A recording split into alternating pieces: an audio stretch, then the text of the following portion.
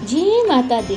राधे राधे भक्तों, आज हम देवी कवच का पाठ करेंगे। उसके पश्चात श्री दुर्गा सप्तशती का तीसरे अध्याय का अध्ययन करेंगे। देवी कवच। ओम। इस श्री चंडी कवच के ब्रह्मा ऋषि अनुष्ट छंद चामुंडा देवता अंड ज्ञान में कही गई माताएं बीज दिग्बंध देवता तत्व हैं। श्री जगदम्बा की प्रीति के लिए सप्तशती के पाठ भूत जप में इनका विनियोग किया जाता है। ओम चंडिका देवी को नमस्कार है। मार्कंडे जी ने कहा, पितामह, जो इस संसार में परम गोपनीय तथा मनुष्य की सब प्रकार से रक्षा करने वाले हैं और जो अब तक आपने दूसरे किसी के सामने प्रकट नहीं किया हो, ऐसा कोई साधन मुझे बताइए। ब्रह्मा जी बोले, ब्राह्मण, ऐसा साधन तो केवल एक देवी का कवच ही है जो गोपनीय है, गोपनीय से भी परम गोपनीय है, पवित्र तथा संपूर्ण प्राणियों का उपकार करने वाला है। हे महामुनि, उसे श्रवण करो। देवी की 9 मूर्तियां हैं जिन्हें नव दुर्गा कहते हैं। उनके पृथक पृथक नाम बतलाए गए हैं।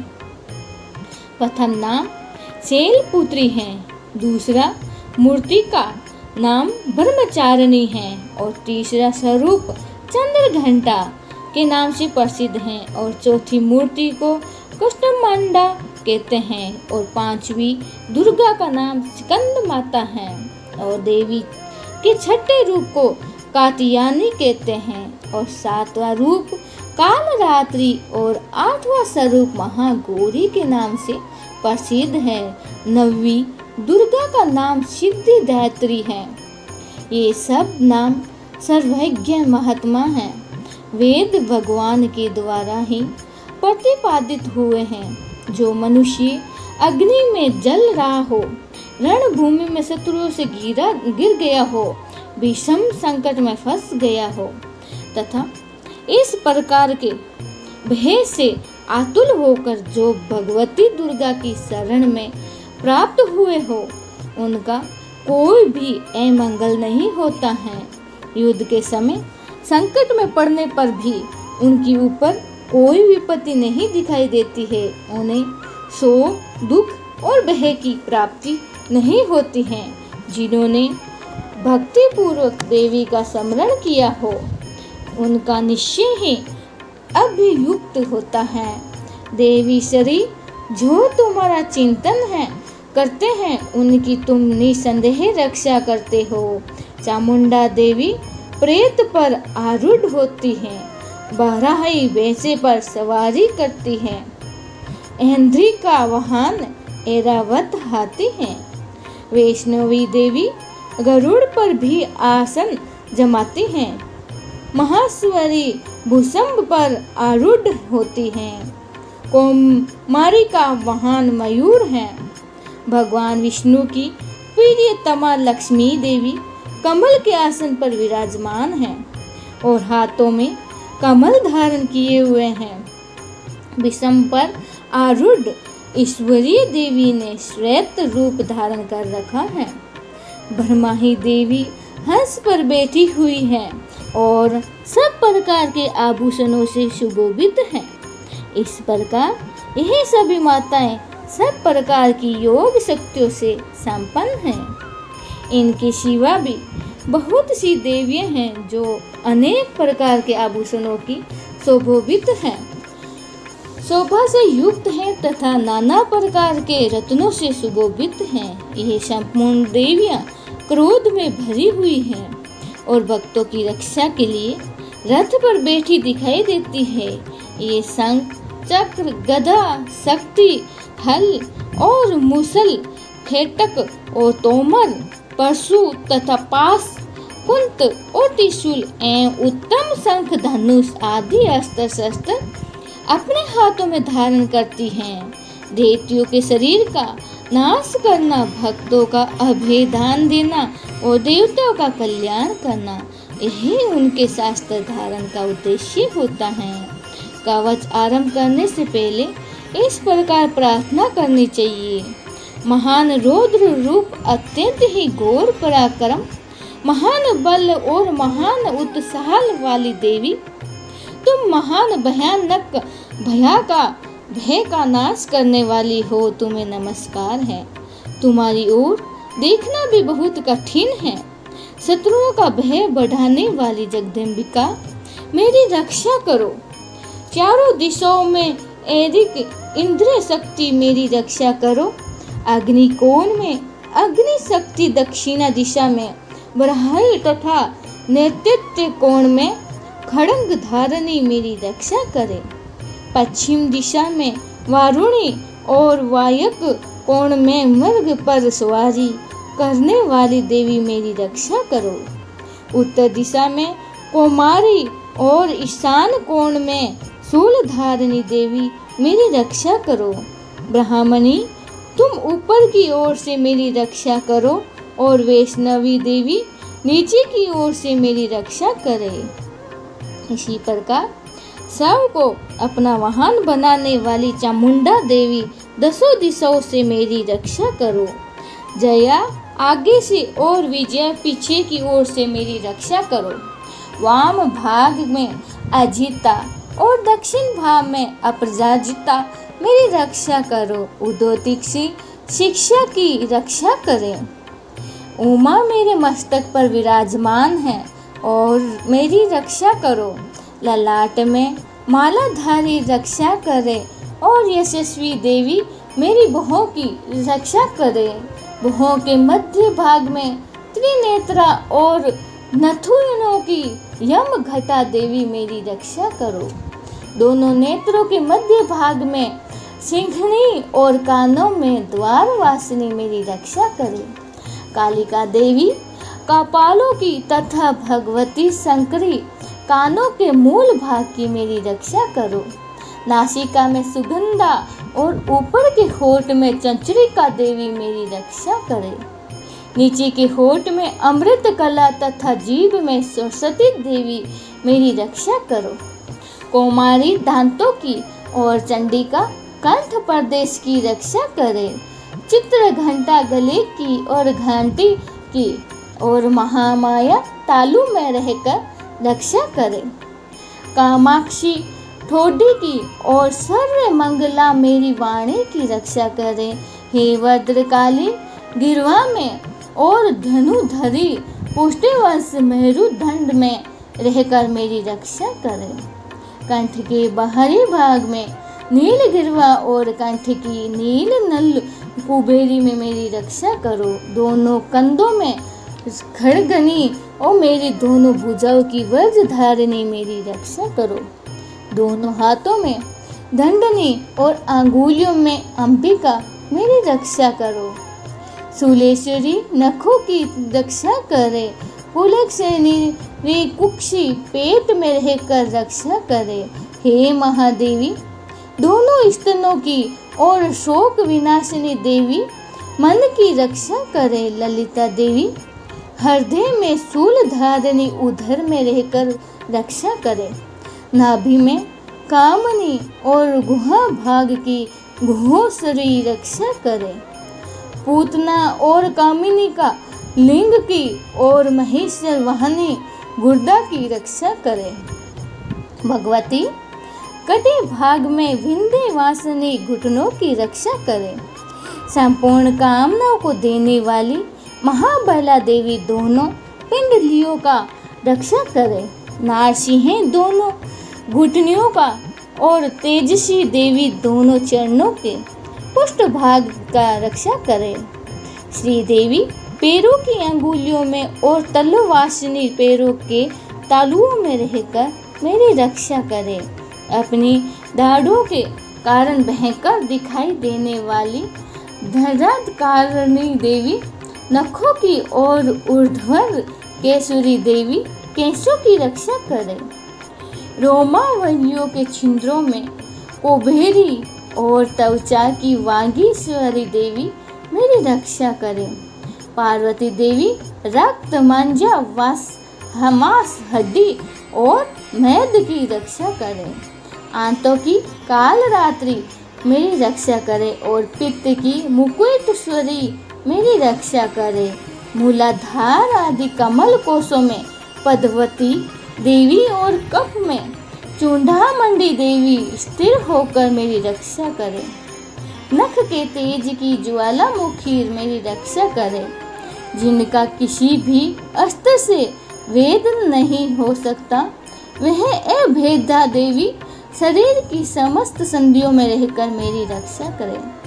हे ब्राह्मणी, आप मेरी वीर्य की रक्षा करे। छत्रेश्वरी छाया की तथा धर्म धारिणी देवी मेरे अहंकार की उसकी पराजय नहीं होती हैं तथा वह तीनों लोगों में पूजनीय होती हैं। देवी का यह कवच देवताओं के लिए भी दुर्लभ है।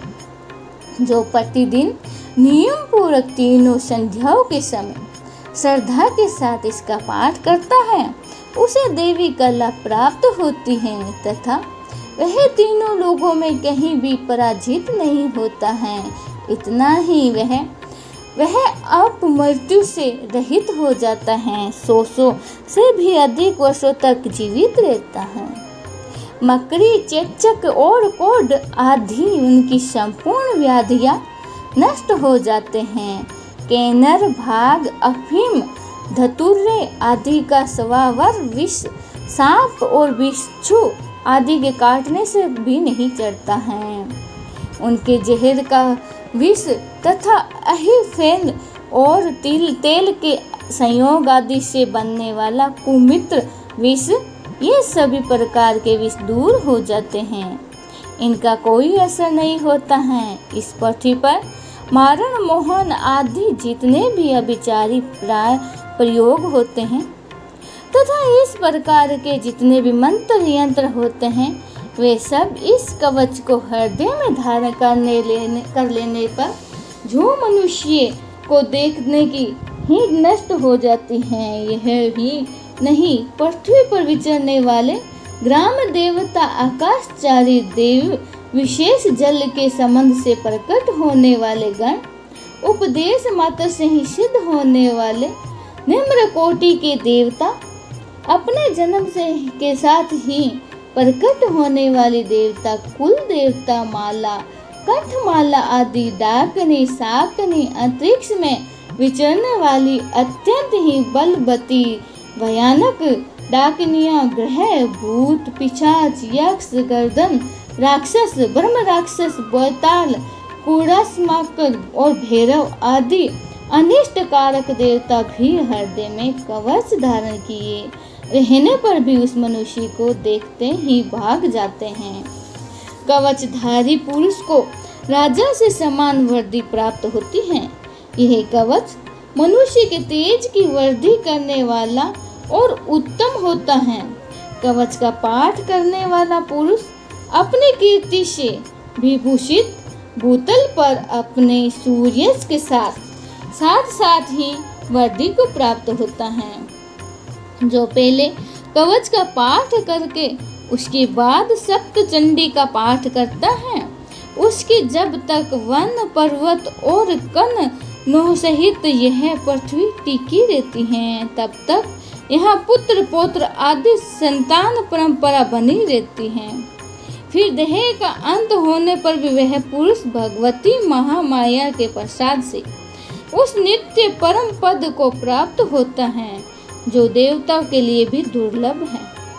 वह सुंदर दिव्य रूप धारण करता है और कल्याण में शिव के साथ आनंद का भागी होता है। इति श्री देवी कवच संपूर्णम। भक्तों, अब हम आपको दुर्गा सप्तशती के तीसरे अध्याय का अध्ययन करेंगे। सेनापतियों सहित महिषासुर का वध। ध्यान से। जगदम्बा के श्री अंगों की क्रांति उदय काल के शास्त्रों से सूर्य के समान है।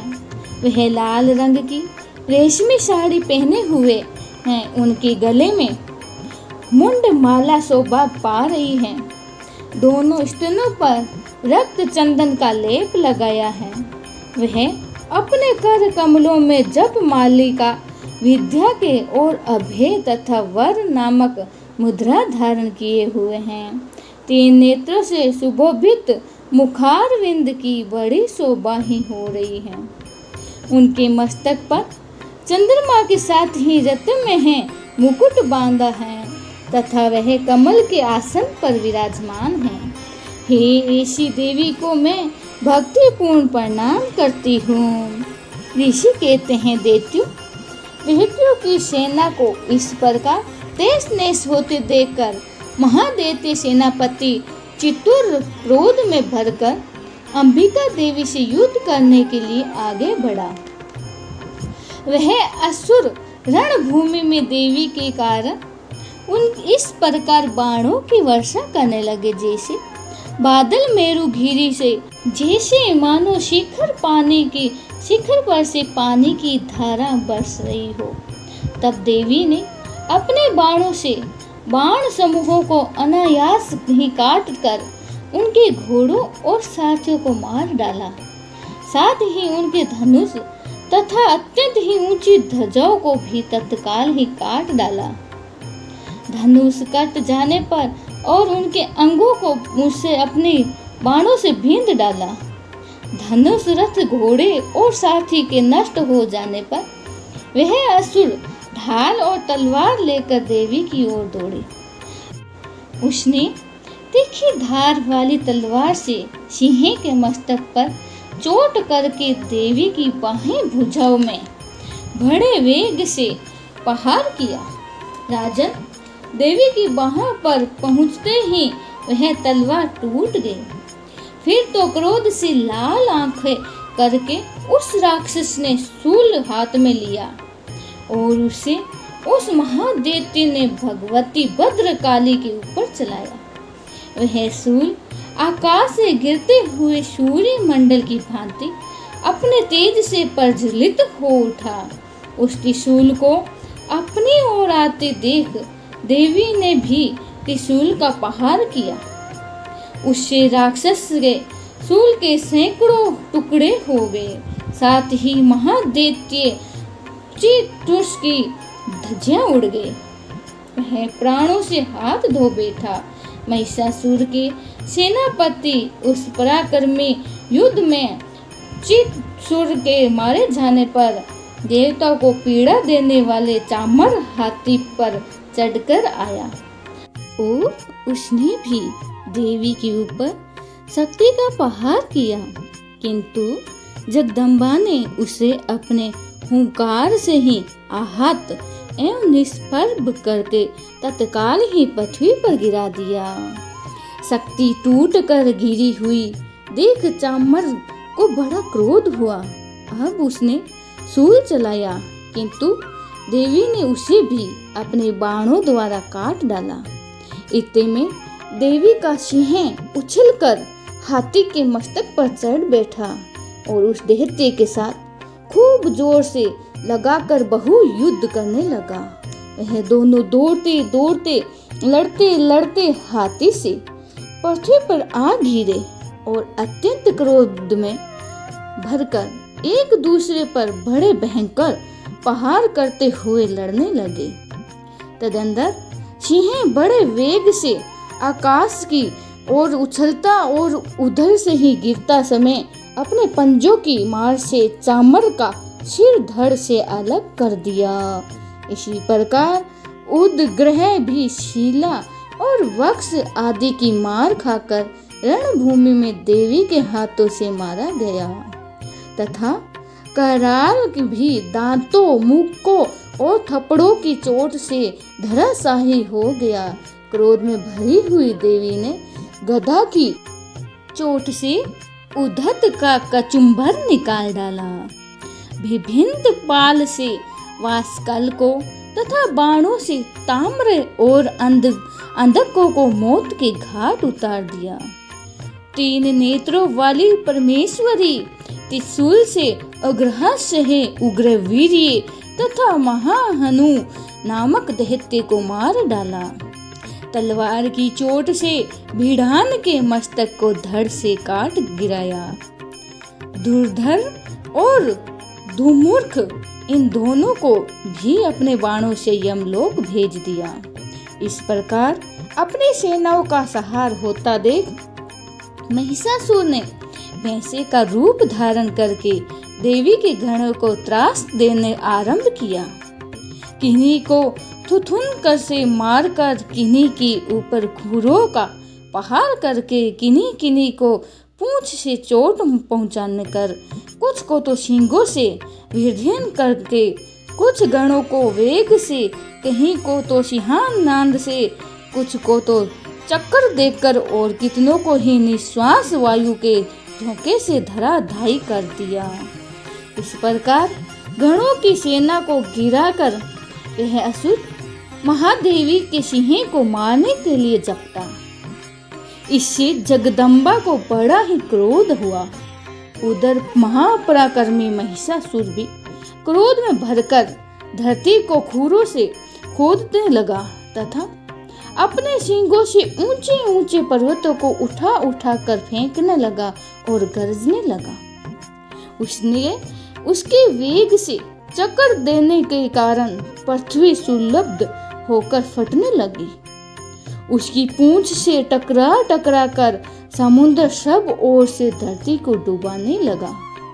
हिलते हुए सींगों के आघात से वे धीन होकर बादलों के टुकड़े टुकड़े हो गए। उसके श्वास की प्रचंड वायु के वेग से उड़ते हुए सैकड़ों पर्वत आकाश में से गिरने लगे। इस प्रकार क्रोध में भरे हुए उस महादैत्य को अपनी ओर आते देख चंडिका ने उसका वध करने के लिए महान क्रोध किया और उन्होंने पास फेंक कर उस महान असुर को बांध लिया। उस महासंग्राम में बंध जाने पर उसने भैंसे का रूप त्याग दिया और तत्काल ही सिंह के रूप में वह प्रकट हो गया। उस अवस्था में जगदम्बा ज्यों ही उसका मस्तक काटने के लिए उद्यत हुई, त्यों ही वह खड्गधारी पुरुष के रूप में दिखाई देने लगा। तब देवी ने तुरंत ही बाणों की वर्षा करके ढाल और तलवार के साथ ही उस पुरुष को भींद डाला। इतने में ही वह महान गजराज के रूप में परिणित हो गया तथा अपनी सूंड से देवी के विशाल सिंह को खींचने लगा और गरजने लगा। खींचते समय देवी ने तलवार से उसकी सूंड काट डाली। तब उस महादैत्य ने पुनः भैंसे का शरीर धारण कर लिया और पहले की भांति चराचर प्राणियों का सहित तीनों लोगों को व्याकुल करने लगा।